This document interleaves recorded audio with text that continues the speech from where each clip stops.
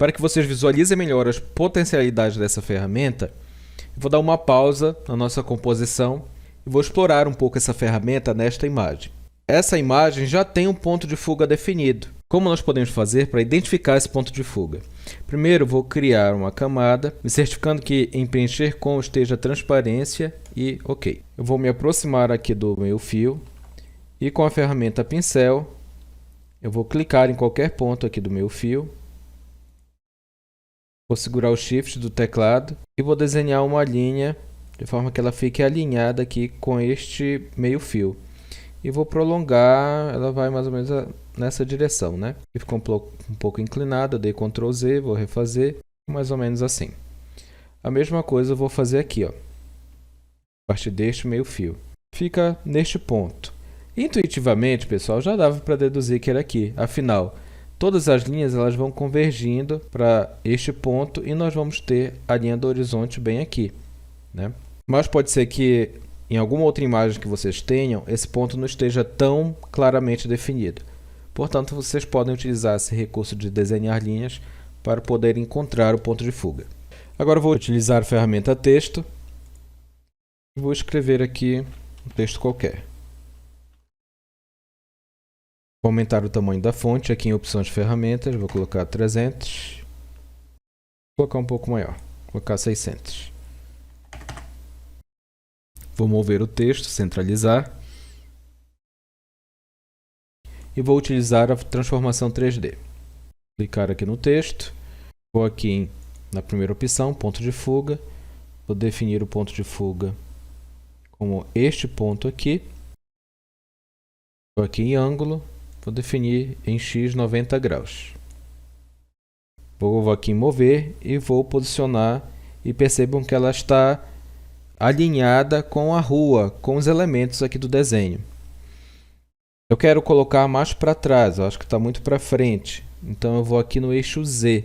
Ou eu posso segurar o Ctrl do teclado, clicar para baixo ou para cima e eu vou movendo o texto.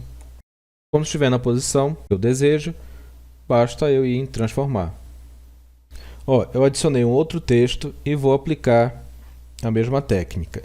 Transformação 3D, selecionei a camada do texto, vou definir aqui o ponto de fuga e aqui no ângulo eu vou colocar, em vez de X, eu vou colocar em Y 90 graus.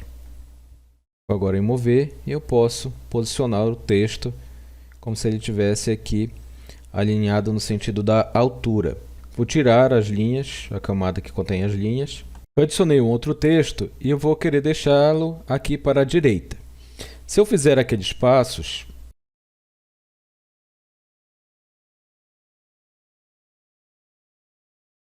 no momento de mover, o que ocorre? Ela vai ficar ao contrário. Para que isso não ocorra, eu tenho que fazer uma transformação que nós ainda não vimos, que é a transformação espelhar, que também não tem muito segredo. Eu posso acessar aqui na caixa de ferramenta, espelhar ou utilizar o atalho do teclado Shift F. E para espelhar, basta eu clicar naquele elemento que eu desejo espelhar. No caso do espelhamento aqui é horizontal, se eu quisesse na vertical eu selecionaria aqui, ou eu poderia segurar o Ctrl do teclado que ele iria alternar entre o horizontal e o vertical. Ok, foi espelhado. Agora sim nós vamos aplicar a transformação 3D.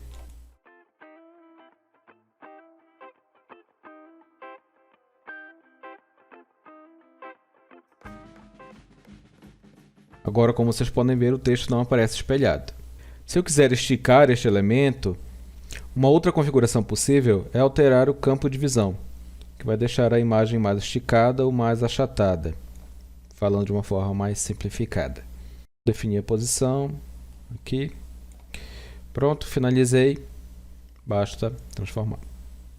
Nós vimos que nós podemos utilizar a transformação unificada para aplicar, a partir da mesma ferramenta, todas essas transformações: rotacionar, redimensionar, inclinar e perspectiva. Porém, existe uma outra opção aqui dentro de transformações que permite, com uma mesma ferramenta, aplicar essas transformações, que é transformar com pegas. Nesse tipo, nós que vamos definir a posição dos manipuladores e o número de manipuladores vai definir qual é a transformação que será aplicada. Por exemplo, se eu clico neste ponto ou em um ponto qualquer da imagem e depois clico neste manipulador, eu vou poder mover a imagem, vou poder mover a camada. Se eu clico num segundo ponto, eu vou poder rotacionar a imagem, sendo que o pivô dessa rotação, o centro da rotação, vai ser o outro ponto que foi definido. Se eu clico aqui e começo a rotacionar, o centro será este ponto. Se eu clico em um terceiro ponto, eu posso inclinar a camada. Agora, se eu clico em um quarto ponto, eu posso mudar a perspectiva. Se ele faz a mesma coisa que a transformação unificada, por que utilizar o transformar com pegas? Porque eu posso escolher as referências na minha imagem. Vamos supor aqui, eu posso escolher como referência esses elementos aqui dos prédios, tá? Dessa forma, deixar a imagem com uma perspectiva mais forçada.